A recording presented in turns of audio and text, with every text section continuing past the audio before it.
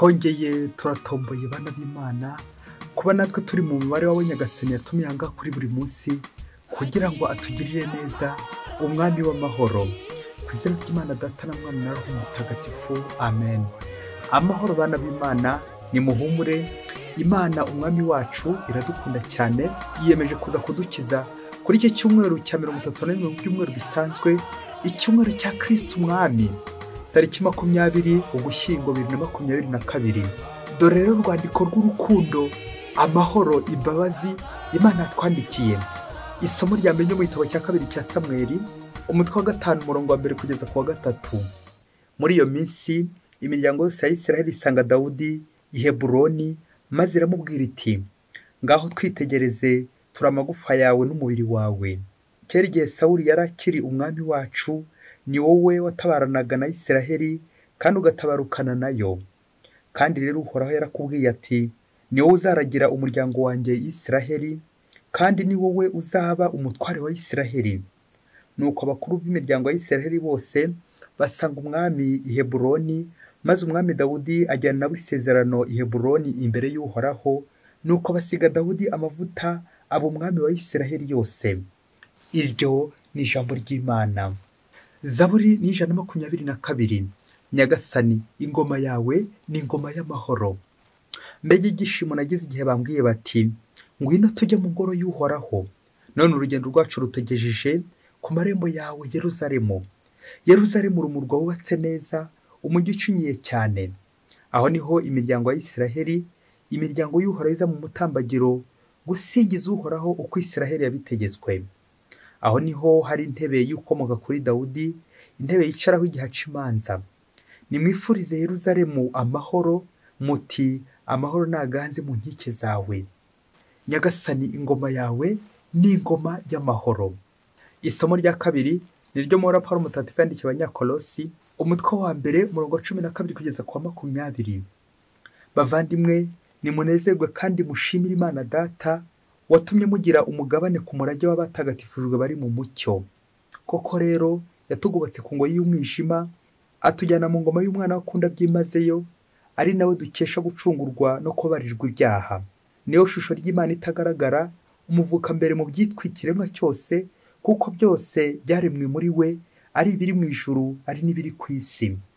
Ibigaragara n'ibitagaragara, ibinyabubasha n'inganji, ibikomangoma n'ibihangange, byose byaremwe nawe kandi niwe byaremewe. Yariho mbere ya byose kandi byose bibeshwaho nawe. Niwe kandi mutwe w'umubiri ari wo Kiliziya, akaba n'ishingiro n'umuvuka mbere mu bapfuye, kugira ngo ahorone muri byose umwanya w'ibanze. Kuko Imana yizihijwe no kumusenderezamo ibyiza byose, kandi muri we yiyunga n'ibiriho byose, ndetse ari we ibigirira, ari ibiri ku isi ari n'ibiri mu ijuru, byose bisakazaho amahoro aturutse ku maraso ye yameneye ku musaraba. Iryo ni ijambo ry'Imana. Nyagasani Yesu nabane namwe. Amagambo mu Ivanjili ntagatifu yanditswe na Luka, umutwe wa 23 umurongo wa 35 kugeza ku 43. Muri icyo gihe bari bamaze kubamba Yesu ku musaraba, rubanda bagumaho bamurebera. Abatware bo bakamunyega bavuga bati, yakijije abandi, ngaho nawe nikize niba ari Kristu ntore y'Imana. Abasirikare nabo bakamukwena, maze baramwegera bamuhereza divayi irura bavuga bati, niba uri umwami w'Abayahudi, ngaho yikize ubwawe. Hejuru ye hari handitse itangazo ngo, uyu ni umwami w'Abayahudi.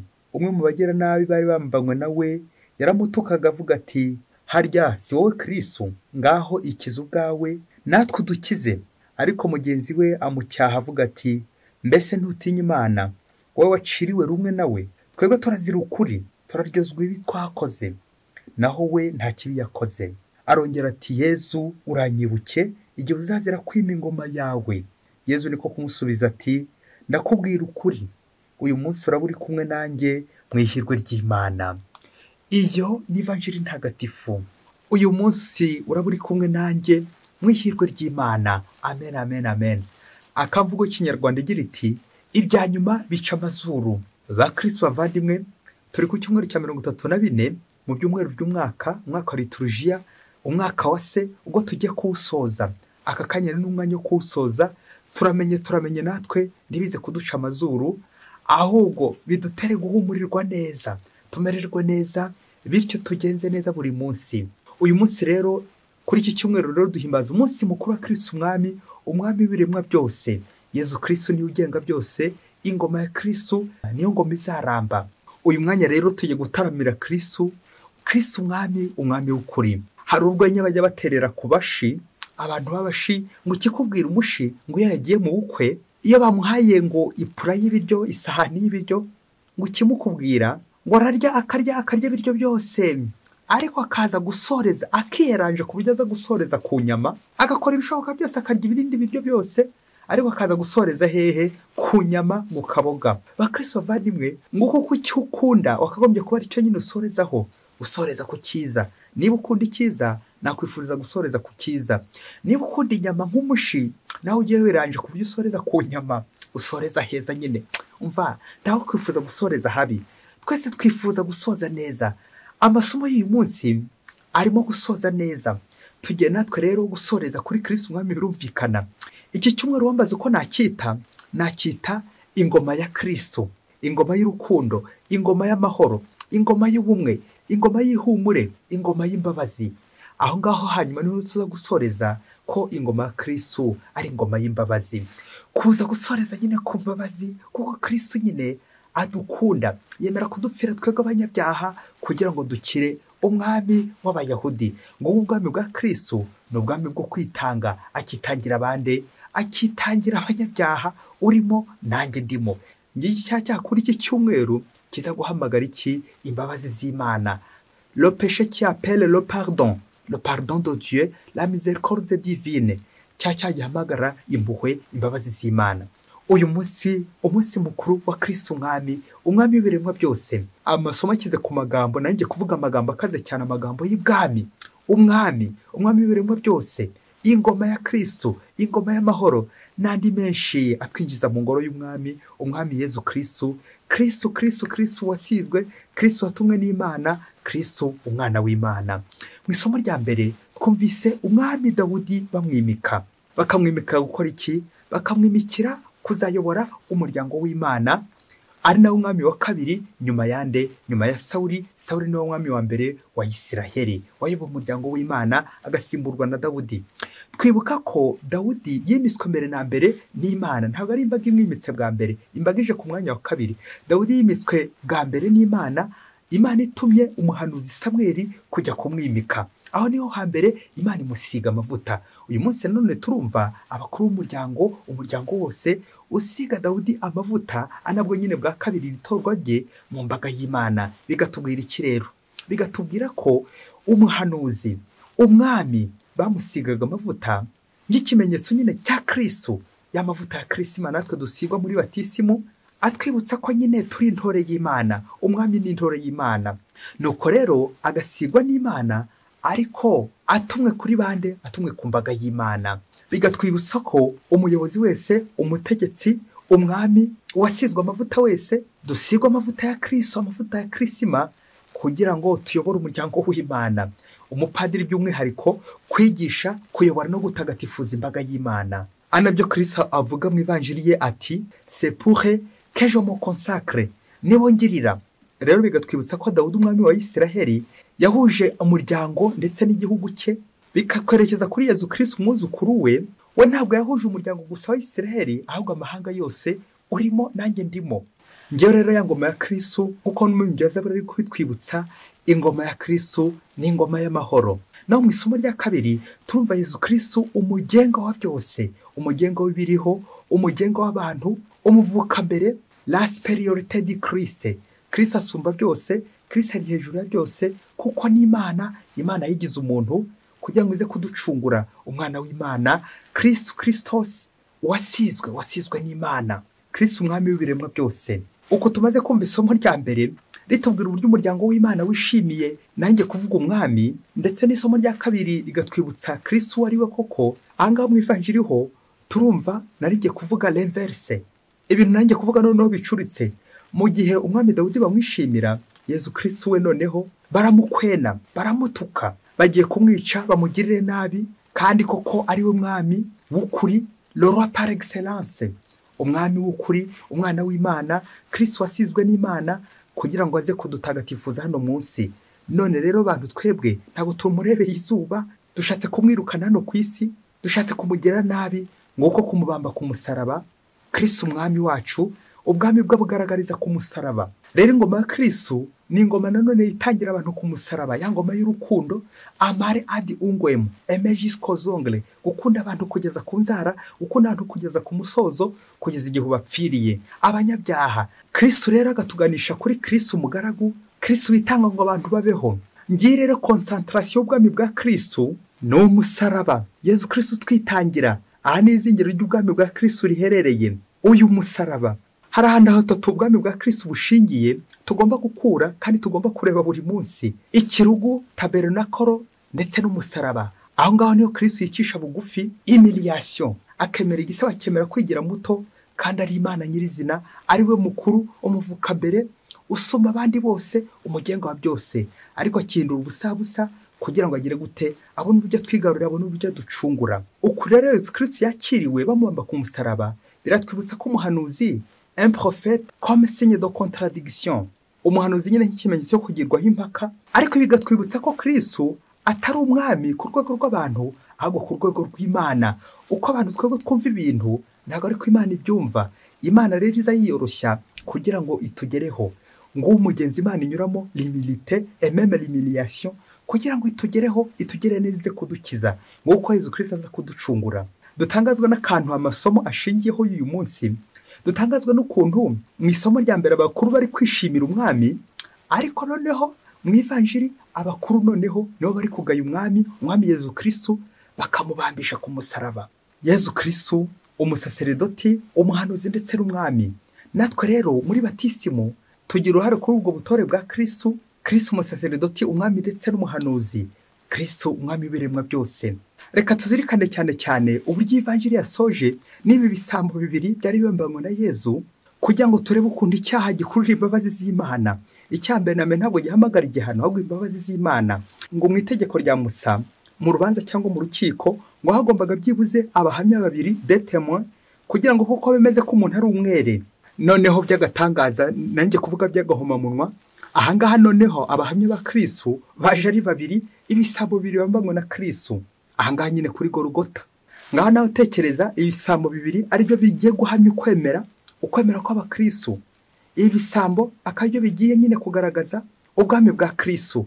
Abahamya ba Kristu koko biratangaje kubona igisambo cyagutanga ijuru, kandi wari umukristu waragotse igihe n'igihe, ariko igisambo cyagera gutya kikagutanga ijuru. Igisambo cy'ijuru, kwiba ijuru, kuba igisambo kugeza igihe uziba ijuru. Mbega byiza gusoreza ku ijuru. Aha niho Yezu Kristu yasoreje, ubwo muri ibisambo bari babambanywe ko ari bibiri, kimwe cyaramutukaga ariko nakageza gucyaha mugenzi we. Ubwo arangiza asaba Yezu Kristu agira ati, Yezu uranyibuke igihe uzazira kwima ingoma yawe. Amen, amen, amen. Igisambo kimenya ko Kristu ari umwami kandi ufite ingoma idashira. Nuko Yezu Kristu aramusubije ati, ndakubwira ukuri, uyu munsi uraba uri kumwe nanjye mu ihirwe ry'Imana. Amen, amen, amen, amen. Ngo uko kundi gusoreza hehe, ugasoreza ku nyama nk'umushi, ukiranja ukaza gusoreza heza. Urumva uri umunyabyaha, uri igisambo kabuhari, wari uri ku musaraba, none koko ugiye gusoreza hehe mu ijuru mu ihirwe ry'Imana. Mbega ibyiza, mbega ibitangaza.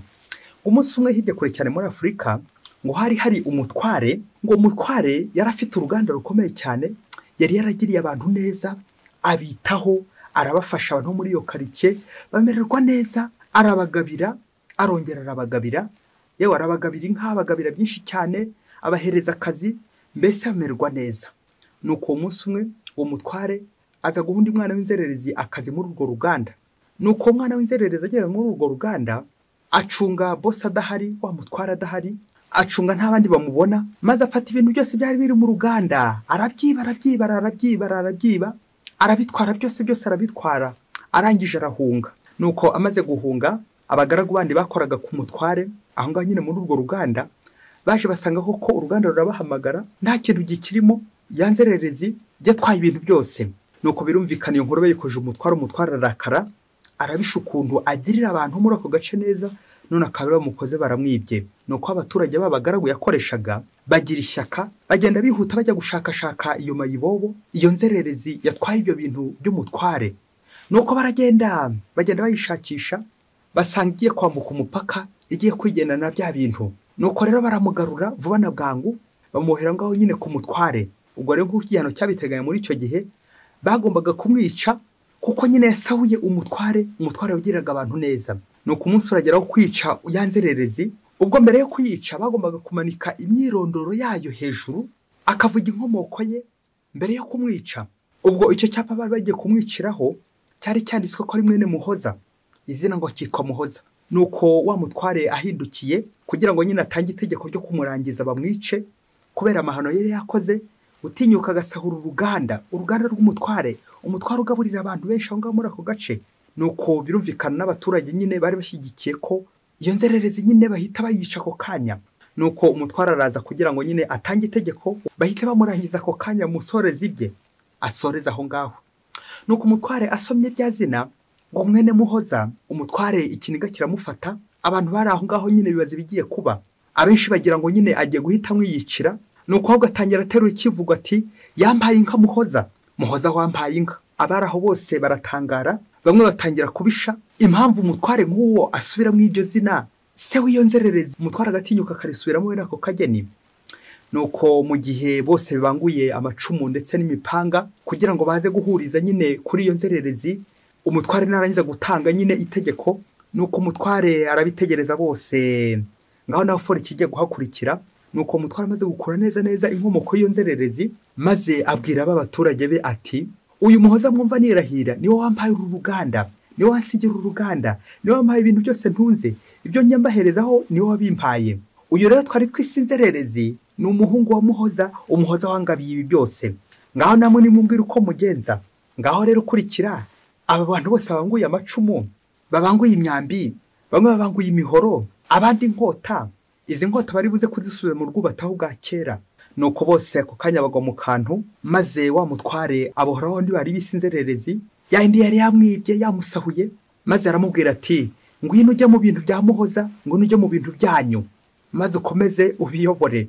Ngwino ugume iwanyu, wageze mu rugo, Muhoza yangiriye neza, ibyo byose ntuzi n'ababimpaye, ngwino nawe ube mu rugo, ube umwana mu rugo. Nuko guhera ubwo bari babanguye ibibando, amacumu, iminyororo, imipanga, amahiri, bose abisubiza mu rwubati, amerwa bayasubiza mu isaho. Birangira rero wundi wari wisunzererezi ajyanwa ku mutware. Nuko abaho ngaho nyine ari kubana na mutware, aba mu bintu bya se Muhoza. Muhoza wampaye inka, Muhoza wampaye inka, Muhoza wampaye inka. Bakristo bavandimwe, nk'uko natwe turi inzererezi burya. Ibintu byose dukoresha, ibintu byose dutunze, ni Nyagasani bitugabiye.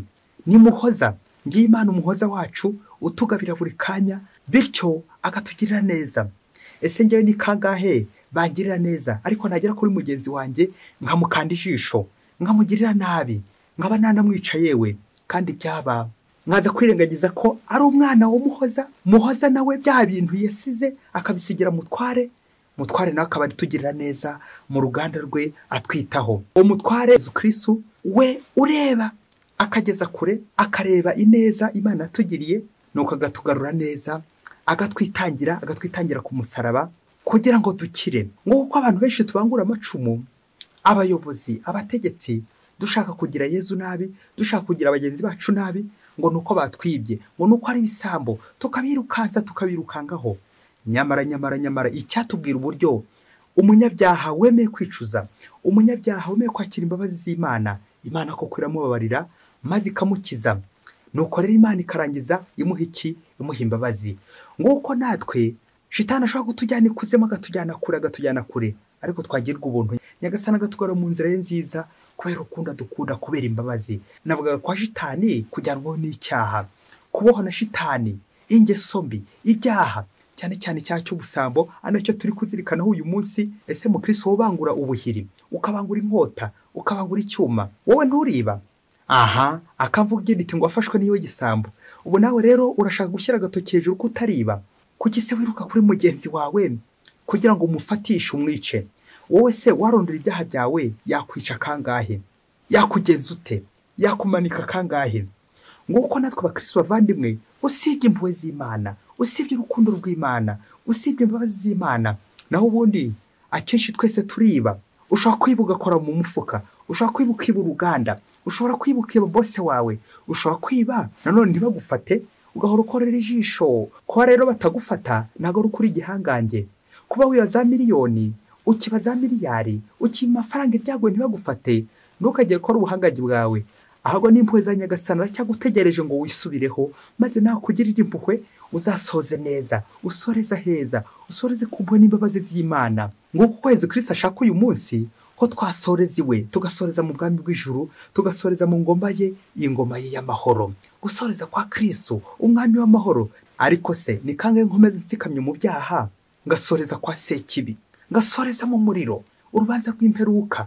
Ndifuza kuzasoreza mu ijuru ngica nanjye na Kristo yampaye nkamuhoza. Nguko ko natwe Nyagasani yaduhaye ibyiza byinshi kugira ngo tugere bagenzi bacu neza. Ariko se ni kangahe twe tubabambisha ku musaraba? Iyo ntangiye kuburanya mugenzi wanjye imanza z'amahugu, urubanza rwa mugenzi wanjye nkaba narongweraho amazi, uko no kubambisha Yezu, uko no gutamenya neza nagiriwe na muhoza. Yezu Kristo umuhoza w'ukuri, Imana umuhoza wacu, utugirira neza.